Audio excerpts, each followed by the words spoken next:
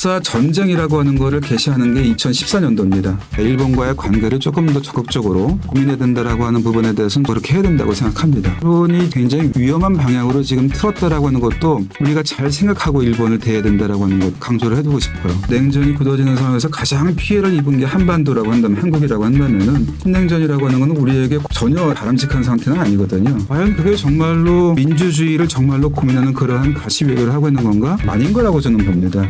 우리의 국익에서 정말로 그게 엇갈리는 방향으로 간다라고 한다면은 포기할 수 있는 이 용기라고 할까요?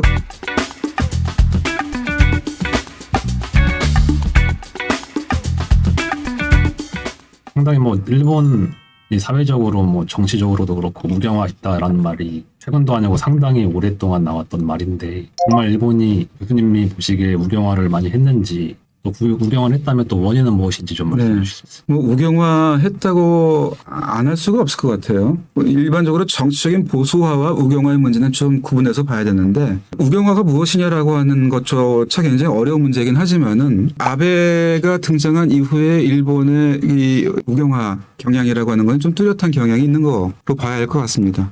이것도 이제 역사와 지정학이라고 하는 걸로 좀 이렇게 나눠서 볼 수 있을 것 같은데요. 일본이 한국에 대해서 역사 전쟁이라고 하는 거를 게시하는 게 2014년도입니다. 그러니까 역사 문제에서 우리가 전선을 가지고 일본에게 꾸준히 일본의 노력을 요구해 왔던 것이 어떤 의미에서 우리가 일본한테 역사전을 갖다가 펼쳐왔다라고 한다면은 그거에 대해서 일본이 이제는 거꾸로 한국에 대해서 역사 전쟁을 한다라고 하는 게 2014년부터거든요. 그러한 것들이 이제 메이지 산업시설의 그 유네스코 등재라든지 사도광산이라든지 이런 것들로 나아가고 있고요. 지금 이제 그런 것들이 지금 일본 안에서 여러 가지가 준비가 되고 있습니다. 사실은. 그러니까 우리가 예컨대 거꾸로 이제 일본군 위안부 문제와 관련한 여러 가지 자료들을 갖다가 그 유네스코 자료유산으로 좀 하겠다라고 하는 거에 대해서 일본이 아주 체계적으로 반대를 해오고 있고, 국제적인 그런 무대에서 일본이 스스로의 입장을 갖다가 주장을 해나가면서 한국을 견제하는 그러한 모습으로 나오고 있다라든지요. 그러니까 이러한 그 역사 전쟁을 시작했다라고 하는 게 하나의 지표인데, 그러니까 역사와 관련해 가지고 과거 일본 정부가 적어도 공식적으로는 과거의 침략 전쟁과 식민지 지배에 대해서 반성하고 사죄하고 이 문제에 대해서 상당한 정도로 일본이 스스로 자제하는 그러한 노력, 스스로를 컨트롤하려고 하는 그러한 노력들을 해왔던 것이 그 이전이라고 한다면은, 아베가 등장한 이후에는 그 점에 대해서는 굉장히 일본이 공세적으로 나오고 있어요. 일본은 잘못이 없었다. 일본은 정당하다. 이런 식으로요. 그거에 대해서 이 일본의 문제를 지적하는 것은 이거는 시비를 걸어오는 거다. 이런 식으로 문제를 받아치는 그러한 부분들. 이러한 거는 역사 문제에서 굉장히 그 우경화되고 있다라고 할 수 있겠죠. 그러한 것들이 대중적으로는 혐한, 혐중 이런 걸로 나오고 있는 거고요. 그러니까 이웃 국가에 대해서 굉장히 공격적으로 나오고 있는 그러한 문제들. 그런데 이제 그 지정학적으로도 이러한 문제에서 무관하지 않은데, 이러한 역사 인식이 있기 때문에 지정학적으로도 일본이 역할을 해야 된다라고 하는 그러한 생각을 가지고 나오고 있어요. 그 과거에 일본에서 지정학이라고 하는 용어는 거의 금기시되는 용어였거든요. 터부시되는 용어였습니다. 지정학이라고 하는 용어는. 왜냐하면은 국방 지정학이라든지 이러한 용어 속에서 일본의 팽창적인 그러한 전쟁과 식민지 정책이라고 하는 것을 합리화하는, 정당화하는 그러한 논리로 이용됐었기 때문에 지정학이라고 하는 용어는 적어도 전후 일본에서는 금기시되는 용어였습니다. 그런데 이러한 지정학이라고 하는 용어가 이 출판업계에서 그리고 이 미디어에서도 전면으로 등장하는 게 이게 또 아베 시대였거든요. 그러면서 이제 지정학적인 그러한 구상이라고 하는 게 일본에서 일본 발로 나오기 시작해요. 그게 인도태평양 전략이라고 하는 겁니다. 지정학적인 전략이죠. 그리고 더 나아가서는 무슨 서태평양 연합이라고 하는 그런 구상도 나오고 있어요. 미중 전략 경쟁 시대에 일본이 일본의 지정학 전략을 가져야 된다라고 하는 거고, 그게 미중 사이에서 일본이 주도가 돼서 대만과 아세안과 호주, 뉴질랜드를 하나의 그 전략 구상 속에 집어넣어서 일본이 이걸 주도해 나아가야 된다라고 하는 그런 구상도 나오고 있습니다. 최근에는 더 나와가지고요. 합동 1905년 체제 이런 용어가 나왔고, 이게 일본 안에서 수용되고 있고, 이게 과거 지정학이라고 하는 용어를 금기시했던 그런 미디어 안에서도 지금 이게 이런 용어들이 나오기 시작했어요. 극동 1905년 체제라고 하는 거는요. 이 용어를 쓴 사람은 지지와 야사키라는 사람인데, 젊은 안전보장 전문가인데 그 개념을 갖다 이렇게 얘기를 했더라고요. 과거의 전통적인 동아시아의 전통적인 패권 국가였던 중국이 약체화해 있다는 것을 전제로 해서 아니면은 자제적인 그러한 입장을 견지한다라고 하는 걸 전제로 해서 이 동아시아에서 일본과 한국, 뭐 조선이라고 하면서 괄호해가지고 뭐 적어도 남반부 이렇게 표현했더라고요. 한반도의 남부, 그 다음에 대만이라고 하는 게 지정학적으로 하나로 이렇게 통합되어 있는 그러한 상태. 그것이 미일 동맹과 한미 동맹이 지탱을 하고 있는 그런 구조다 이렇게 얘기를 하고 있더라고요. 그러면서 뭐 단서를 달아놓긴 했어요. 뭐 한반도에 대한 일본의 식민지 지배라고 하는 것이 문제이긴 하지만 뭐 이런 식으로 표현을 하면서 그렇지만 이 체제가 동아시아에서 성립한 것이 포스머스 조약에 의해서였다. 그러면서 러일 전쟁이 끝나면서 1905년도에 성립이 되었다. 그래서 이것을 극동 1905년 체제로 명명을 하고 이것에 의해서 일본의 안전 보장이 가능하다라고 하는 그런 얘기를 하고 있습니다. 그러니까 이러한 지정학적인 그것도 식민지 지배를 전제로 해서 성립했던 그러한 지정학적인 구상을 지금 일본에서 아무 꺼리낌 없이 얘기하기 시작했다라고 하는 것.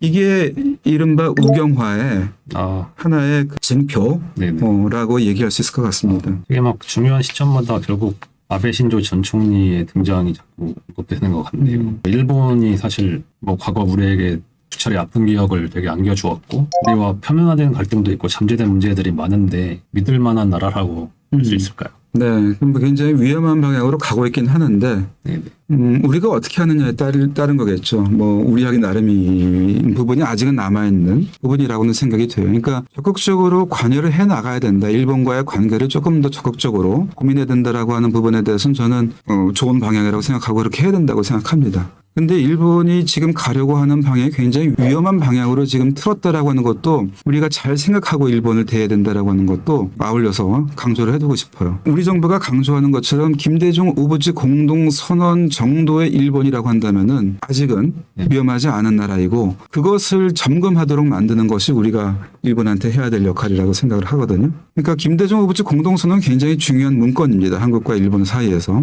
적어도 한일 관계를 지금 규율하는 기본 문서인 건 분명해요. 근데 그 문서가 어떤 문서인가라고 하는 거를 조금 더 우리가 잘 읽어야 된다고 생각합니다. 그 굉장히 여러 가지 얘기가 담겨 있는 문서인데 그 정부마다 또는 논자마다 일부분만 가지고 그 문서를 이렇게 얘기하는 게 문제인 것 같아요. 김대중 우부지 공동선언은 저는 이렇게 이해합니다. 평화적이고 안정적이고 번영하는 그러한 질서 구축을 위해서 한국과 일본이 긴밀히 협력한다라고 하는 그런 문서인데 한국과 일본이 긴밀히 협력하기 위해서는 현안을 해결해야 되고 그 현안이라고 하는 것은 일본이 과거를 직시를 하고 한국이 미래지향적으로 양국 관계를 운영을 할 때 그것이 가능해진다라고 하는 그런 얘기입니다. 근데 한국과 일본이 과거를 직시를 하고 미래지향으로 나아갈 때 중요한 것은 뭐냐면은 지금 양국이 서로에게 굉장히 중요한 존재가 되어 있다라고 하는 거를 확인을 해야 되기 때문에 그 점을 확인을 했는데 거기에서 민주주의와 평화라고 하는 두 개의 가치를 한국과 일본이 공유하고 있다라고 하는 걸 확인한 거거든요. 그 부분이 어떻게 돼 있냐면은 당시 일본 총리였던 우부치 총리가 대한민국이 민주주의적 발전을 위해서 노력해온 것을 평가를 한다라고 하는 부분이 들어가 있어요. 민주화 노력을 평가를 한다는 거였죠. 그리고 김대중 대통령은 전후 일본이 전수 방위와 비핵 3원칙을 견지하는 그런 평화 헌법 하에서 평화적인 노력으로 동아시아에서 기여한 바를 높이 평가한다. 이렇게 얘기가 되어 있는 겁니다. 여기 이제 저는 민주주의와 평화의 가치를 양국이 공유했다라고 하는 걸로 보는 부분이고 더 나아가서 이제 시장 경제와 민주주의라고 하는 걸로 이게 발전이 되어서 동아시아에서 평화와 번영의 질서를 만들어가는데 한국과 일본이 공동 노력을 한다라고 하는 그런 문서로 되어 있는 겁니다. 과연 정말 일본이 과거 직시라고 하는 태도를 견지하고 있는가? 라고 하는 데서 의문점이 지금 들어와 있는 게 하나의 문제점인 거고요. 또 하나 일본 문제와 관련해 가지고는 일본이 정말로 비핵 3원칙과 전수방위라고 하는 원칙을 정말로 견지하고 있는가? 평화헌법이라고 하는 거를 견지할 각오가 되어 있는가? 라고 하는 부분에서 일본에 대해서 지금 의구심이 제기가 되고 있다라고 하는 점이죠. 그러니까 김대중 우부지 공동선언이 입각해서 한일 관계를 조율해 나간다라고 한다면은 일본은 믿을 만한 상대가 되는 건데 그 점에서 과거 직시와 평화헌법이라고 하는 이 두 가지 점에서 아직은 정확하게 일본의 입장을 우리가 확인을 못하겠다라고 하는 것이고 이 점에 대해서 일본의 입장을 확인해야 된다라고 하는 게 지금의 대일 외교의 기본 과제라고 생각합니다. 일본이 인도태평양 전략 관련해서 또 그 지정학적인 관점에서 좀 변화하고 있다라고 저는 이렇게 느끼는데 이것을 추동했다고 해야 되나요? 그리고 중국의 부상, 미일 동맹이라는 역학관계 때문에 일본이 좀 사회적으로 이렇게 이쪽으로 나아가고 있는 게 아닌가. 정말 안보 환경이라고 하는 것이 일정 정도 명분이 되고 있긴 하죠. 그러한 그 일본이 처해 있는 안보 환경을 돌파하는 방향이 반드시 그러한 방향에서만 이루어져야 되는가라고 하는 거에 대해서는 여전히 의문점이 남을 수 있죠. 아직은 여러 가지 가능성이 있고 일본 안에서도 그러한 옵션들을 주장을 합니다. 그러니까 대화 노력이라든지 안보 협력이라든지 이런 것을 통해 가지고 일본의 안보 위기를 해소할 수 있는 부분이 있다고 보여지는데 일본이 구태여 그런 방향을 설정을 하고 강조하고 나아가려고 하는 데에는 전후에 일본이 여전히 해결하지 못한 그러한 숙제들이 있어서 그 문제를 앞으로도 해결할 수 없다라고 하는 그런 전제에서 출발하고 있는 것이 아닌가 이런 그 걱정을 좀 하고 있습니다. 지금 러시아가 우크라이나에 침공한 이후에 러시아와 유럽 대결 구도가 형성된 상태고 이와 관련해서 뭐 신냉전 시대가 도래한다 뭐 언론에서 많이들 또 얘기를 했거든요. 그리고 지금 뭐 아시아의 인도태평양 지역에선 북한, 중국, 러시아 대 한미일 이렇게 뭐 구도가 형성되는 게 또 그런 신냉전 관련해서 연장성산으로 보는 시각도 있는데 이 인도태평양 지역에서 미일 동맹이 갖는 의미라든가 이런 거에 대해서 좀 설명해 주시죠. 먼저 그 신냉전이라고 하는 용어에 대해서 좀 약간 그 저는 신중한 입장이에요. 아직은 신냉전이 아니라고 보고 있고요. 또 용어가 현실을 구성하는 그런 그 이 방향이 있기 때문에 이걸 뭐 이제 조금 어려운 용어로는 뭐 구성주의적 현실이라고도 하고 그러는데 어떻게 부르냐에 따라서도 현실이 그렇게 만들어져가는 현실이기 때문에 신냉전을 회피하는 것이 우리에게 굉장히 절박한 과제라고 한다면은 그 용어는 좀 신중할 필요가 있겠다는 생각이 듭니다. 그러니까 냉전이 개시되고 냉전이 굳어지는 상황에서 가장 피해를 입은 게 한반도라고 한다면 한국이라고 한다면은 신냉전이라고 하는 건 우리에게 전혀 이 바람직한 상태는 아니거든요. 어떻게 신냉전을 회피할 것인가라고 하는데 우리가 조금 관심을 모아가야 한다는 그런 입장에서 본다면은 신냉전이라고 하는 용어는 좀 조심스럽고 더구나 지금 전제로 깔았던 것처럼 우크라이나 전쟁 이후에 유럽과 뭐 이 러시아 또는 뭐 중러 간의 이러한 대립이 지금 명확해지고 있다 이렇게도 말씀하셨지만은 그와 동시에 지금 유럽 안에서도 입장이 굉장히 또 다양해지고 있거든요. 유럽 자체가 지금 하나가 아닌 상황입니다. 또 마찬가지로 중러도 지금 아직은 하나가 아닌 상황이거든요. 서로 지금 생각하는 게 다르기 때문에 이렇게 쉽게 지금 진영으로 갈리는 상황은 아니라고 생각이 되기 때문에 오히려 그렇게 진영으로 만들어가고 싶은 사람들이 열심히 쓰고 있는 용어일 것 같은 느낌이 들어서 그런 점에서 우리의 입장을 정리를 하고 우리가 이 과제를 설정하고 전략을 만들어가고 실천을 해가야 된다라고 하는 것은 맞는데 근데 미일 동맹은 지금 분명하게 그 중국을 견제하는 쪽으로 지금 경사하고 있는 게 확인되고 있습니다. 그쪽으로 가고 있는 것 같아요. 근데 만일에 이쪽으로 한국이 경사했을 경우에 신냉전이 조금 더 가시화하는 것이고 냉전 하에서 한미동맹, 미일동맹이 그랬던 것처럼 이거는 굉장히 위계적인 안보 분업으로 갈 가능성이 굉장히 크죠. 그러니까 미일동맹 하에 한미동맹이 그 밑으로 들어가서 이런 위계적인 질서로 한국이 편입될 가능성이 굉장히 크다, 농후하다 이렇게 생각이 됩니다. 사실 지금 그 대중 포위망이라고 하는 것은 오코스라든지 무슨 쿼드라든지 이런 걸로 해가지고 강화되고 있는 현실이기도 하고 쿼드가 지금 약간 인도나 이런 쪽에서 그 입장이 약간 갈리기 때문에 쿼드 자체 그 정말로 기능하고 있는가 하는 거에 대해서 약간 좀 유보해야 할 부분이 있긴 하지만 어쨌거나 이런 것들이 지금 현실적으로 돌아가고 있는 기제 속에서 한국이 조금 더 이쪽으로 경사한다고 하는 것은 한미일 간의 그런 삼각 안보 협력이 위계적인 그런 걸로 갈 가능성이 있어서 이른바 중견국 글로벌한 중추 국가로서 우리가 추구해야 할 그런 외교적인 그 입지를 버리고 글로 들어간다라고 하는 것이 얼마나 우리에게 이익이 될 것인가라고 하는 것은 좀 고민해 봐야 될 것 같아요. 그리고 그러한 것은 또 한편으로는 한미동맹이 한반도의 안정적인 관리를 유지하기 위한 대중 포위망으로 가는데 우리가 들어가는 것이기 때문에 우리에게는 굉장히 어려운 그런 외교적인 선택을 강요받을 가능성이 있다. 이렇게 생각이 됩니다. 그런데 정작 일본이 과연 이러한 구도로 들어가고 있는가라고 했을 때 꼭 그렇지만은 않다.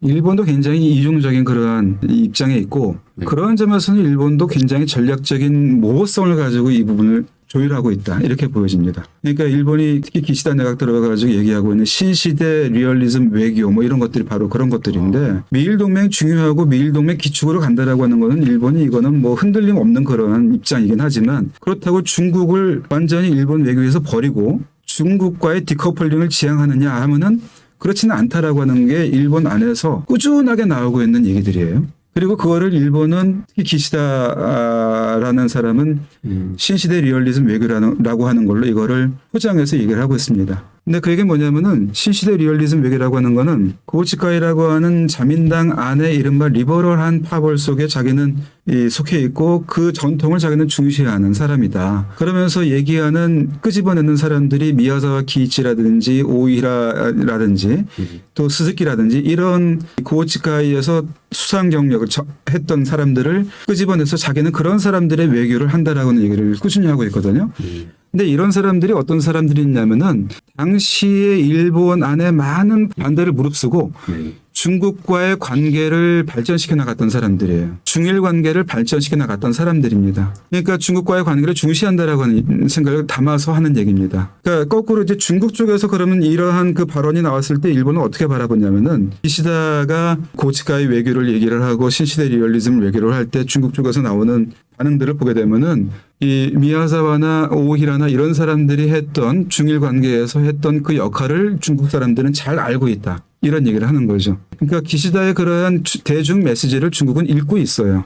예컨대 바이든 대통령이 그 베이징 올림픽, 동계 올림픽을 보이콧하는 그러한 외교를 펼쳤을 때, 그리고 거기에서 이제 동지들을 뭐 라이크 마인드라고 얘기하죠. 그러한 국가들 갖다가 이렇게 끌어 나가려고 그러한 노력을 했을 때, 일본은 보이콧이라고 하는 용어를 쓰지 않으면서 파견하는 사람을 조율을 하면서 중국한테 일정 정도 배려하는 듯한 그러한 외교를 했습니다. 그러니까 내용적으로는 보이콧을 하는 그러한 외교를 하면서도 명분을 가지고 이렇게 전면전을 하지 않았다는 얘기죠. 그러니까 그것을 중국은 또 이해를 했어요. 이게 어떤 의미를 갖는지. 그러니까 중국과의 관계에서는 디커플링하지 않는 그러한 외교를 갖다가 지향을 하는 거죠. 그러면서 그러니까 신시대 리얼리즘 외교라고 하는 것이 약간 모호하니까 모호성을 견지하고 있는 그러한 외교니까 미국 쪽에 배려하는 그러한 외교를 하면서 이 경제 안보라고 하는 걸 가지고 왔습니다. 경제 안보는 미국이 추구하는 그러한 이 글로벌 밸류 체인에서 확실하게 미국의 그러한